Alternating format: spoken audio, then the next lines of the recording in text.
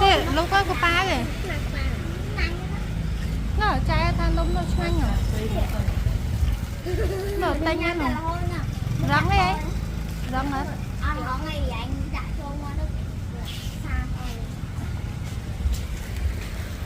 Đây có mẫu lại tính này.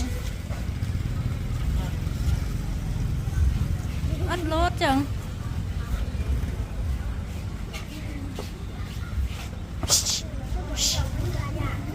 Hình nhỉ tỏ.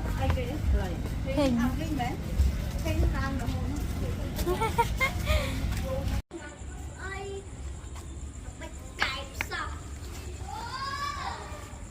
Hình sao?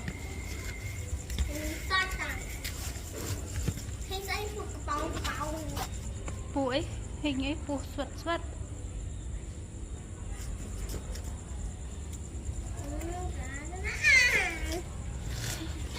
Thôi con nè tre lạch hình.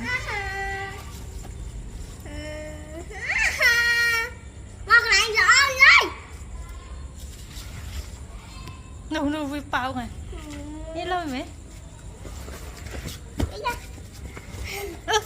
Cho phải bạn.